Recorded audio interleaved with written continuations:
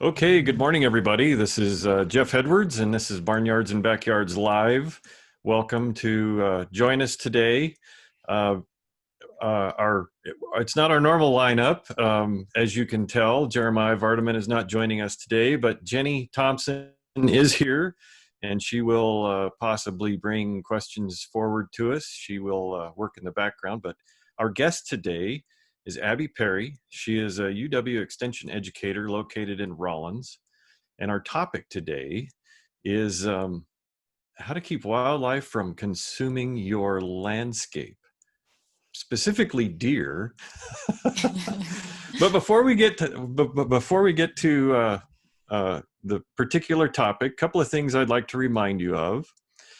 If you are new to Zoom or familiar with Zoom, if you have a question or a comment, please use your mouse and scroll over the screen. And at the very bottom, there will be a Q&A or a chat button that you can go in and ask us questions.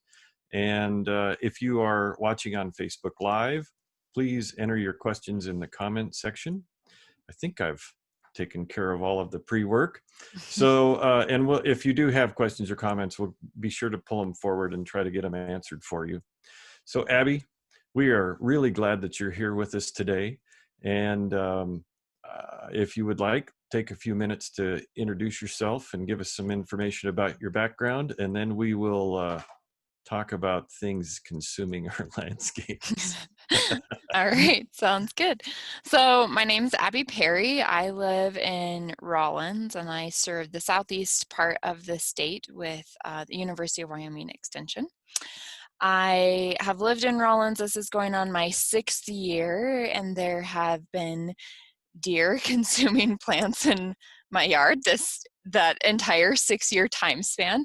Ever Before since that, you've been there. right, as long as I've been here, they've been here. Before that, I was going to school in Laramie, working on my bachelor's and master's degree, where I did not have to deal with deer. But I'm originally from Cody, where there are town deer, and in Cody, I worked at a greenhouse, a nursery, and so we were frequently dealing with deer coming into the greenhouse area and eating plants, as well as people coming in and asking those sorts of questions. So that's kind of my firsthand experience with deer.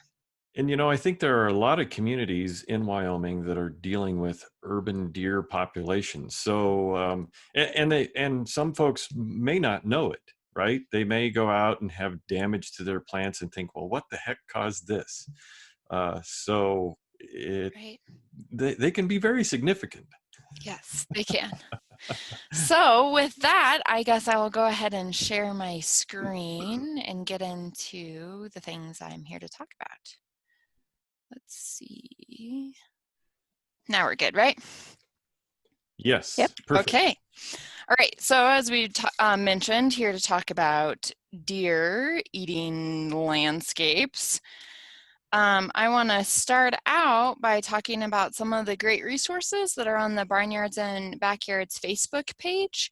And so under the landscape tab on the website, I said Facebook page, I meant website. Under the landscape tab, there's a drop down that has reducing wildlife damage. There's all these great articles. The first one that has landscaping techniques to prevent plants from becoming a wildlife buffet have this list of plants, I think, as the second page in the article. I think when you start talking about plants that deer will and will not eat, somebody will always say, well, they eat it at my house. So these lists aren't really guarantees, but more of like a jumping off place. It's a place to start, right? So Right. exactly. People are going to say, well, I think the deer eat those plants at my house. And as we talked before the program, it could be a difference between having mule deer and whitetail deer and having different palates and different things that they like to eat. So but that could be part of it. Right. Going back to this list, there's a great article here, Preventing Deer Damage out of CSU, and it's going to go through a lot of the different kinds of techniques that I'm going to share images of in this presentation. And then there's also an article, The Landscape Plants from out of Rutgers. And that is a really interesting resource. It has a very extensive plant list, and it has a rating system in it with the deer rarely, seldom, occasionally, or frequently damaged. And then for a lot of the plants, it also has pictures of them. So if you're not familiar with that, you can click on the little camera icon and see an image.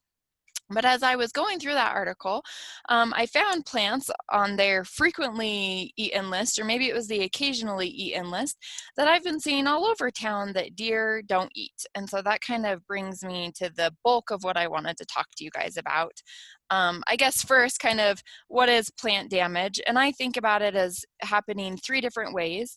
Either deer coming in when they're rutting or they're trying to scrape off that velvet and rubbing on your trees, which damages them so that they can't take their water and nutrients up the tree and the tree dies. I call it snacking. So they're coming in and just eating your plants. That's another way that the plant damage can happen. Or frequently, at least at my house, I have deer come in and yank my annuals out of pots. And in some instances, if you have those pots sitting up, they might even fall on the ground and break or something. And they do that just to be ornery. Right. Exactly. Exactly.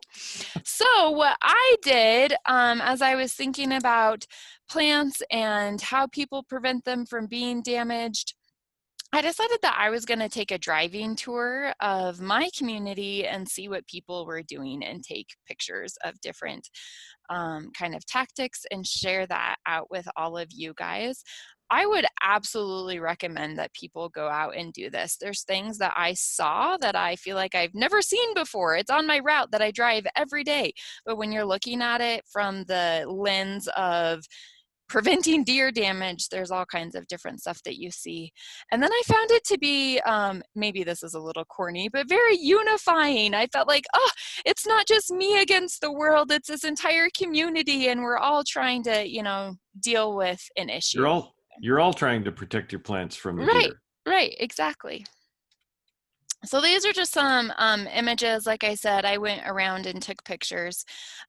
This top left with the PVC, it's kind of interesting. This neighborhood had 5 or 6 of these kinds of systems set up. And all of these images, they're fencing out multiple plants. It's not just that one tree fence. The bottom right picture is the only one that I have of an actual garden. And so these are your typical garden plants. I mean, I think there's some landscape plants in there too, but like your consumable produce when I say garden.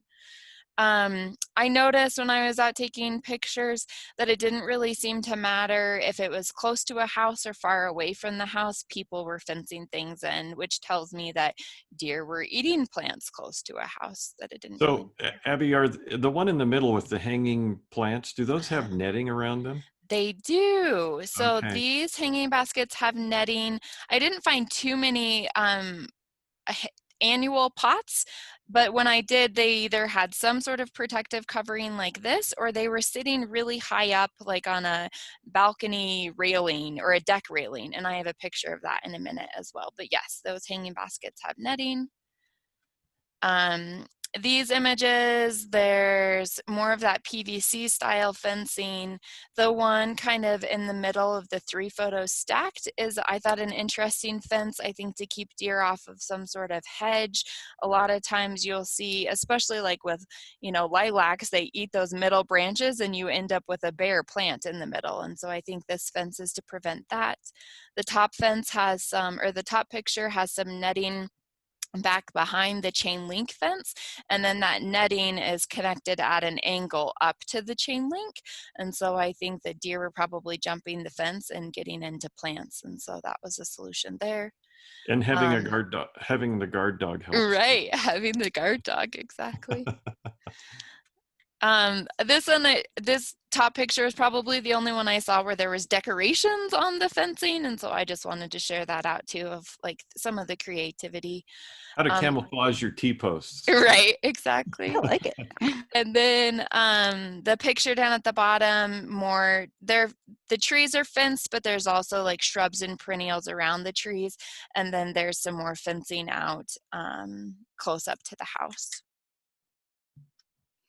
So this is sort of shifting gears to a different kind of prevention method. This top left picture is actually at my own house. So I have a lot of perennial beds, and I kind of let the deer munch on it if they're gonna munch on it. But my trees are like the precious babies. And so those are the ones that I've decided, okay, if you're going to leave anything, please leave my trees. And so we've built these tree fences. They have gates on the back of them so that you can open them up and go in and mow around our tree. Eventually, when the trees are big, we'll probably take down the fencing. So big, like 6 inches or greater in diameter? How big? I'm How long do you plan on thinking, leaving this? so I'm planning on when I say big, I'm thinking of height, and we'll Okay. probably have something to still protect the trunk from rubbing. But like the 2 trees that have the darker stain, they kept getting topped by the deer. Like they were Mm-hmm. fenced and they were still getting topped. And so we decided the trees need to get large, where if they're going to snack, they're snacking bottom branches and not destroying trees. Right. I have oak trees that the deer come in and we're topping, so I put in wire fence Okay. around them at a higher level than what I would normally do Right. to try to keep the trees from keep the deer from eating the tops of the trees. How Right. tall did you make yours, Jeff? I think they're 5 feet, which is probably just barely tall enough. Right. And so my taller tree that's sticking out of the top, when we got this fence up around it, all of these new like leaves started sprouting out on lower branches. So as you mentioned, like maybe you don't even know that you have a problem. We didn't realize that the deer were snacking on that tree as much as they were. So then the bottom picture is some pallets, and I kind of wonder if it could be like wind or snow catchment, fencing out deer. Some of these techniques you can see might help with multiple Sure. challenges that people are dealing with. And then there's the panel gates, or the like stock gates on the one tree at the top, and then another PVC style fence out. It's not fencing out or it's not fencing around a tree, but the same kind of style system. This is another house that has a similar approach to what I was talking about, where, okay, eat anything you want, but leave my trees. So just their trees are fenced. And then this picture is a little bit grainier, but they have the 2x4 fencing, and there's actually netting in between that, the wood on that tree. You didn't get a call from the police department a No, couple of days I later thought about asking it you a about little what you bit. were doing about cruising around the neighborhood. Right. Hopefully, yes. Hopefully, I didn't stop and talk to anyone, and yeah, hopefully people are understanding with my, I just want to show the world what you're doing to keep the deer out. So these systems are some sort of short fence, actually not necessarily short, They're correcting a short fence issue. right. And so there's the picket with additional height of posts, and then some sort of twine across the top of it to keep deer from jumping the fence. Then there's the plank, is that the right word? And the like chicken wire up above it, and then the third picture is a chain link within an additional, it's a wider chicken wire, like a square type metal fencing above it, but I assume to keep deer from jumping fences. And Abby, when we started, Jenny asked the question to our folks participating what they have tried to keep deer from causing problems, and we have a comment from Annie. I have tied plastic grocery bags to the places where they jump over the fence. I also gave them, I think she means she also tied the bags next to the plants that they eat. And she says, so far, so good.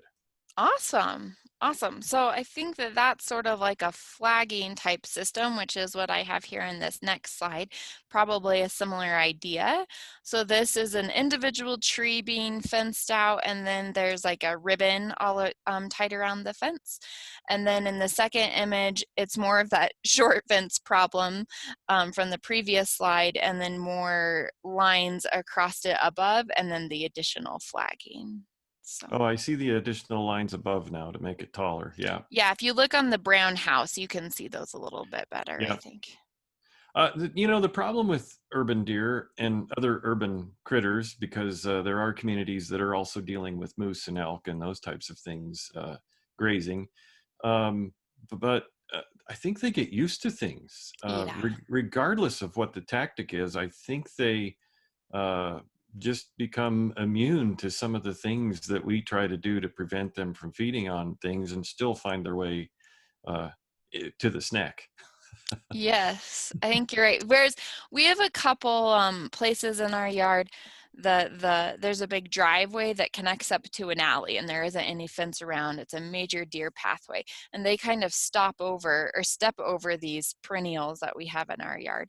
And I think that some of them get snacked on, especially with young babies who are just trying out their taste buds and it's right there in front of them and in their face, and so they eat it, and it's not really something that they're supposed to eat, but as they're investigating and trying and learning, then things sometimes Right. get bad. Let's try this because, it could be good. Right, exactly.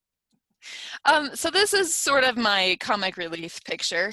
As I was out driving around and taking pictures, I pulled back into my own driveway to get something, and there was the deer in the first image, the single deer, was in my own yard snacking on I think just some grass, but I had to chuckle to myself of course you're in my own yard.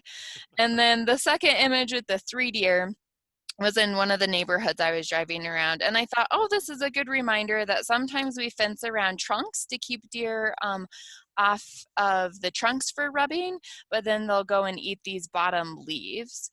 But this is what I was talking about with my own fencing of, okay, I'm sure they can have a few bottom leaves and not cause too much harm. So when my trees get big enough, I plan to let the deer do this. Don't anticipate lower limbs surviving. Right, right. Oh, So we have then, another. I'm sorry. We go have ahead. another comment from Anita. I take a sock and put a bar of Irish Spring soap in it, tie it to a post next to the plants. Currently using this method to keep them out of my garden, and it's working. They are no longer munching on my peas and cucumbers. Fantastic. Great way to save your plants. Awesome. I was wondering if there were going to be some of those approaches. I'm curious to hear about those kinds of success stories. So as I was driving around, I also thought it was important to note the landscapes that are pretty extensive as far as plants and color that don't have any kind of fencing, and give a little bit of like hope of, yes, you can plant things and maybe the deer won't eat them. As I was talking to one of my friends who has one of these landscapes, she was saying that she also likes the approach of, if I plant a lot of it, surely they can't eat it all. And so I don't know if that's also the approach with some of these It depends on whether if you have one showing up or if you have the Right, entire town herd showing up to your own right, property. So right. yeah. And then here's just a couple more of those landscapes. And so as I was driving around and looking at these landscapes that have lots of flowers, lots of perennials, there's a lot of commonalities in them. And so that kind of helped me develop this list. This is by no means an extensive list, every plant that deer won't eat, or I don't even think you can say, oh, the deer won't eat this, because there's exceptions to every story. But this is just the plants that I saw over and over and over that weren't being fenced out. There's a few here on my list that have asterisks, and that's because sometimes the peony were fenced out and sometimes they weren't, but I've seen them on a lot of like deer resistant lists. The hollyhocks, I saw these beautiful hollyhocks over and over and over, but in my own yard, I have some that get munched every year. They're kind of on that step over path I was mentioning that I think maybe they get accidentally munched as the taste test. And then echinacea, kind of the same thing. I have echinacea. My mom and Cody has echinacea that the deer don't eat, but I have a friend who I just recommended you should plant echinacea. The deer don't eat it, and the deer came in and ate hers. So I think there's a story like that for just about every one of these Could there plants. be a difference? Could there be a difference in the? I guess it would be the maturity of the plant, or if you have something that's well established, maybe it doesn't taste as good as something that is a newer plant. I was just going to mention that because I've seen when I did research on this, was trying to look up things. One of the things that came up was that oftentimes plants that are newly arrived from the nursery are often get munched on.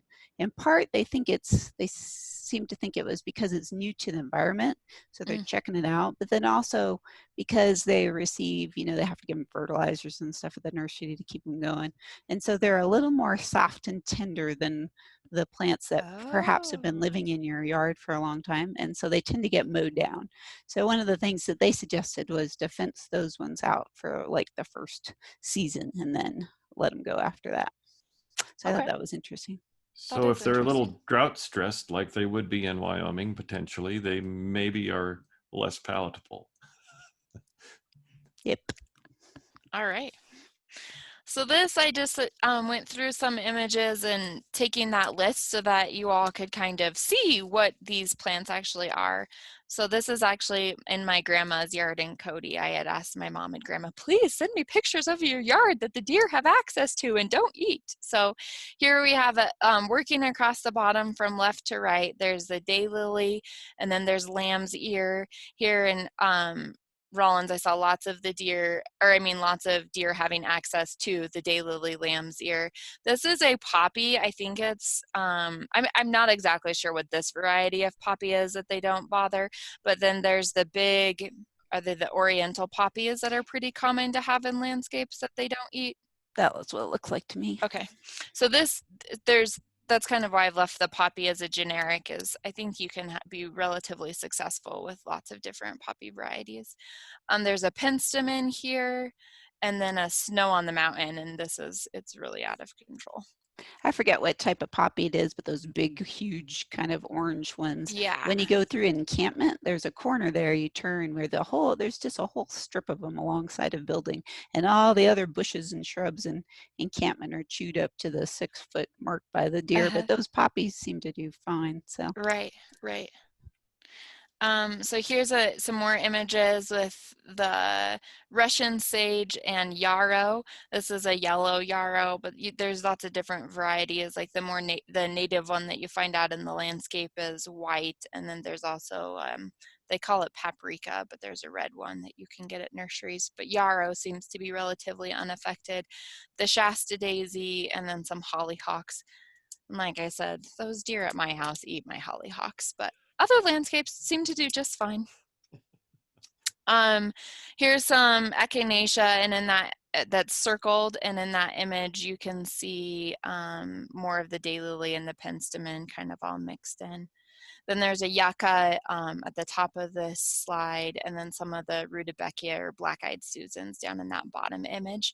And in the bottom image, this is what I saw a lot, were pots with annuals sitting up on railings like this around decks. And so I think that has got to be some sort of extra deterrent to keep deer from munching, give them an extra height. But I saw that over and over and over. And I actually saw quite a few people with artificial flowers in their pots around their lands. I mean, like hanging baskets with artificial flowers, annual pots with artificial flowers. And I thought, you know what, really, if you just don't want to deal with the deer at all, that's the way to go. But that was pretty common too. Or watering or deadheading or any of those types of things, right? Yeah. Exactly.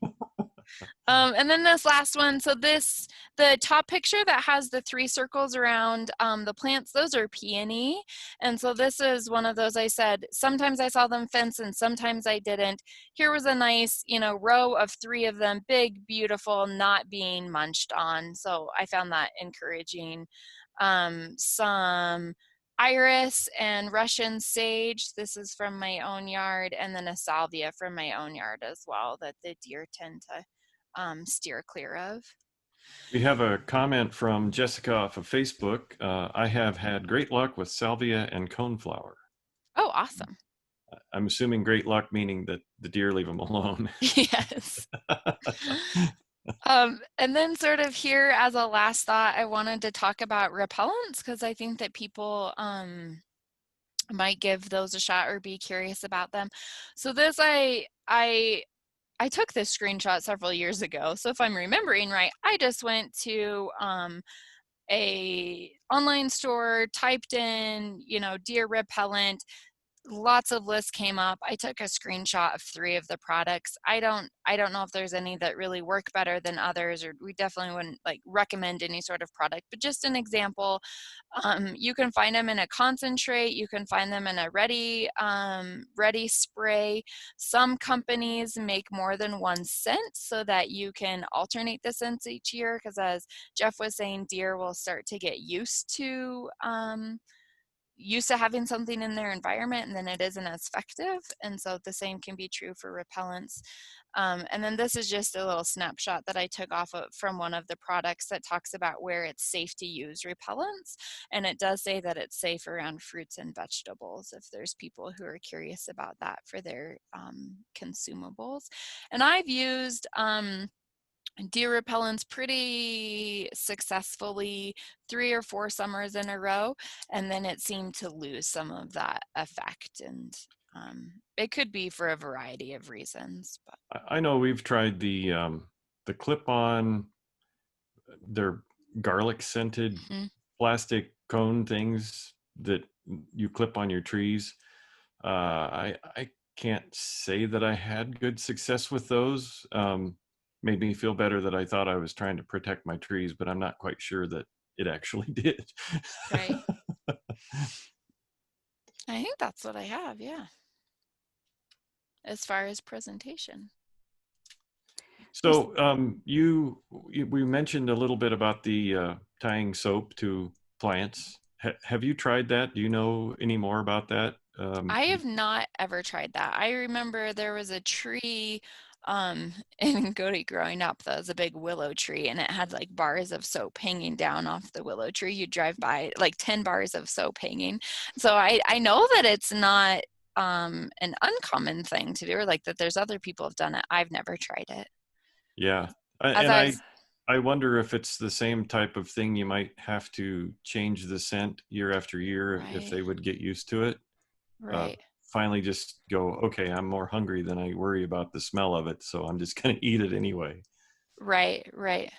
As I was putting this together, it made me think of, there's the one movie, is it called The Rookie, where there's the baseball team and they're trying to get the grass to grow out on the field, and the deer keep coming in and eating it, and they go and collect hair from the local salon and go out and put all of the clipped hair on the field, and then the deer don't eat. And as I was putting this together, I thought, I wonder if anyone has actually tried that and how effective it is. Oh yeah. So yeah. Do it. I don't know how effective it is. Okay. But you have you tried that, Jenny? No, not personally, but I know people do. It's okay. They often comment on it. I was just going to pull up our webpage. So if you go to the Barnyards and Backyards site and you go down to the landscaping button here, there's a lot of stuff on it. But if you go all the way down to the bottom, that's the part that Abby was talking about that has all the different resources. And the reason I was pulling it up is there's one from Colorado State University. I'll give it a second. It's sometimes a little pokey. That goes over some of the different methods.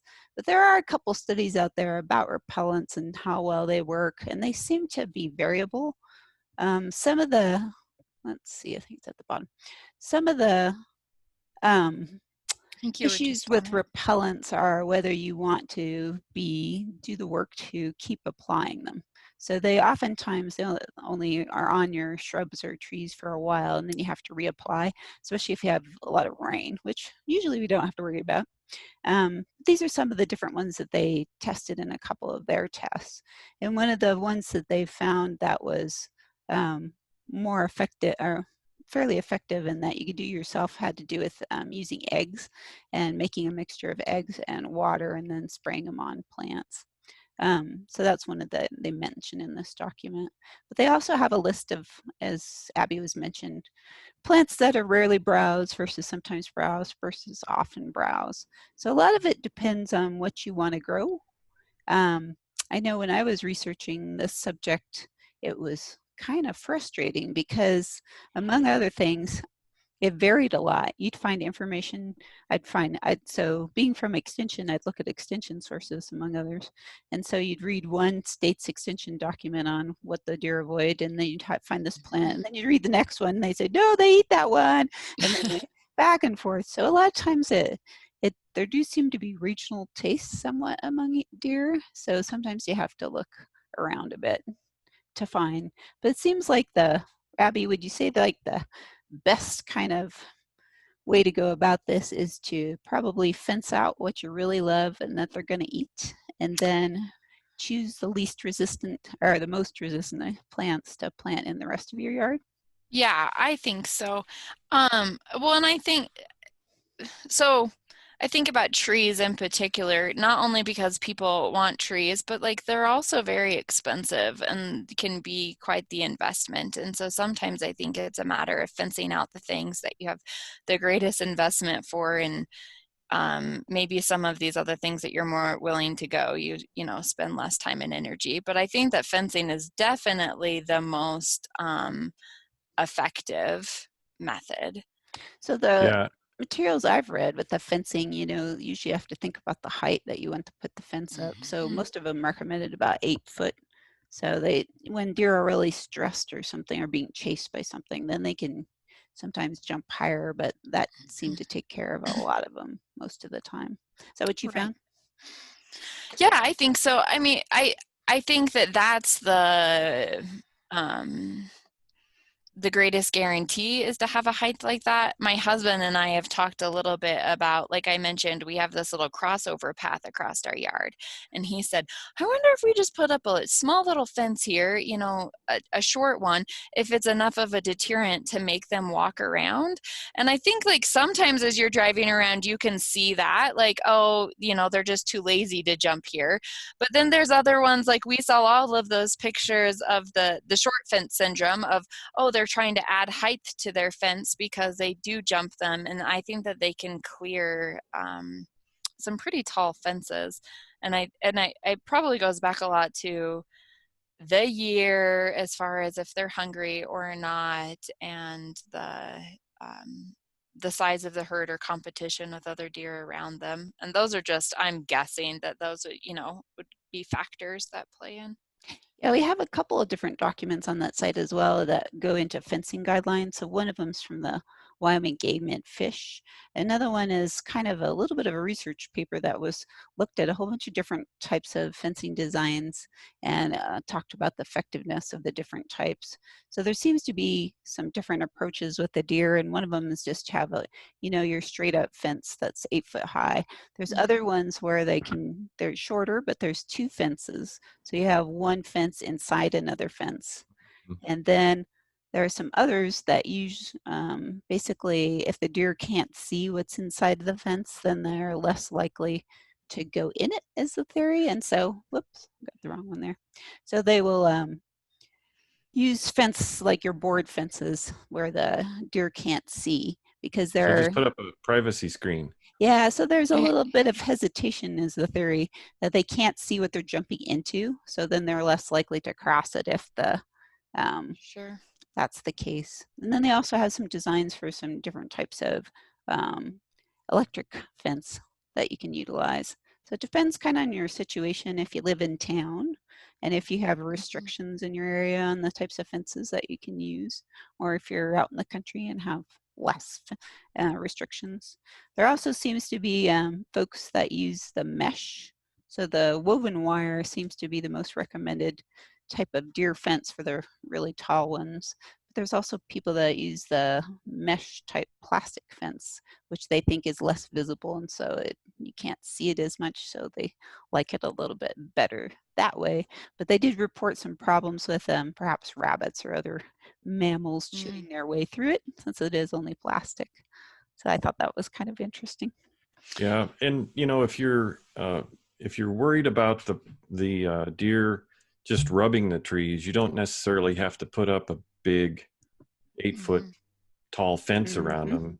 them. Usually, if you start your fence 2 feet off the ground and go up to 4 feet, that'll prevent any of the rubbing damage that they can do.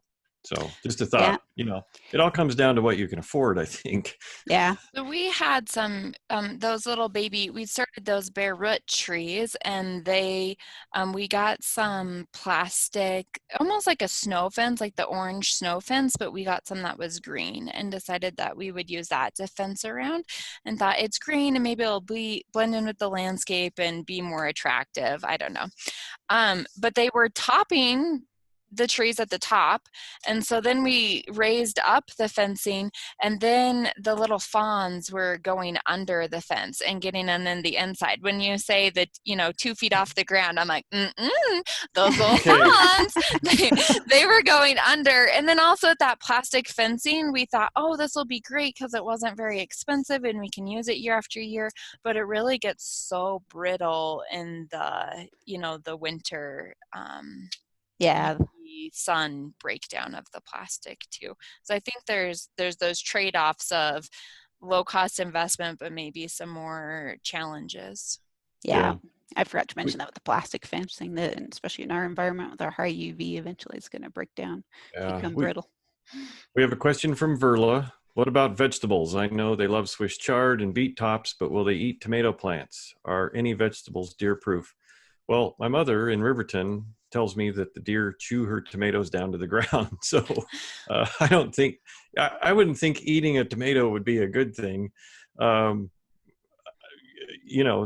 way that the plants smell, but apparently deer don't mind.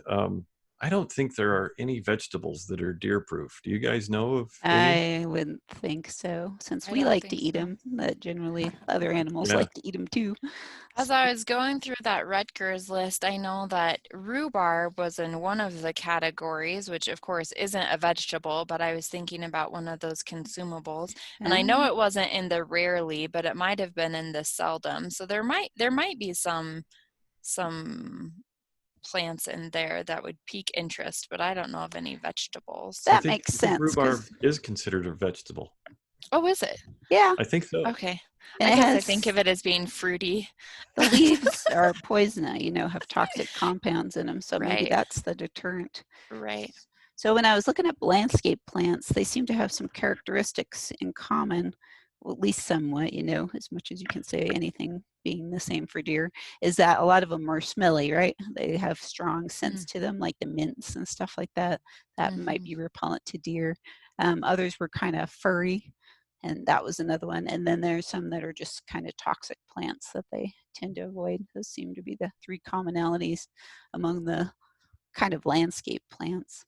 And I was just I'm sorry, Jenny. When you mentioned furry and your comments on lamb's ear, that's the 2 things I put together, right? Lamb's ear are kind of fuzzy plants, and so right. Yeah. So this is that landscape plants rated by deer resistance that Abby was talking about from Rutgers. So they're in New Jersey, and so these ones with the A were the ones that were rarely damaged. And so there's a whole bunch you can look at here. The one thing we wanted to mention though was this is in New Jersey, and so you need to cross-check if you pick out a plant and check that it's going to do well in your environment, because New Jersey, as you might expect, gets a lot more rain than we do, and it also is probably a little not quite as cold during the winter. New Jersey is entirely different than Wyoming. Just a tad. So you need to cross-check these, but it is one of the better lists that we've found online that has landscape plants that you can plant that are less likely to be consumed by deer. We have a comment from Annie that says, the deer don't bother my tomatoes, but they love my cucumbers. Any other things you'd like to add, Abby? I don't think so. I guess I'll reiterate, I would really encourage people, if they're struggling with deer, trying to figure out some methods to keep deer from munching or rubbing or breaking or whatever the issue may be, to drive around and look at what other people in the community are doing. I really enjoyed doing that this week, and found a lot of plants that I hadn't been considering before for my landscape, and some methods of prevention. And then, like I said, it was very encouraging to me to then go home and be like, okay, yes, I can do this. I can landscape. It gave me a lot of kind of renewed passion for one of my favorite hobbies. So I'd encourage people to do that. Sure. We have a comment from Facebook. Jessica, I planted a few of each flower I planted a few of each flower I liked on one side of my garden and waited a season to see what they left alone. Then repeated the survivors on the rest of my garden. So that's a great idea. Way to do it. Good tactic to see what's going on. They love tomato and even get the rotten ones out of the compost. That's more than love. I need to get some penicillin along there. I don't know. Little natural health care. Mm-hmm. So, if we don't, are there any more questions from any folks that they would like to ask before we go? I think we've addressed most of the ones that have come in thus far. Okay. Jenny, do you want to take us out? Thank you, Abby, for being our guest. Yes, we just wanted to say, let me share this out, that, like I said, that you can go to that website and find a lot more information. That's pretty useful. We had to sift through a lot of information to find the ones that were most useful, and so we've kind of crawled them up here. Another thing that we wanted to mention is that we're Abby's from Extension, and so we have Extension offices across the state. If you want to find some little more local information, a good place to go is to your county office and ask them what they've seen in your neighborhood that seems to be a little more deer resistant. So that's a great place to go. We thank you all, folks, for joining us this morning and hope you have a fantastic Friday and a great weekend. Thank you again, Abby, for joining us. Thank you. Join us next week. Bye-bye.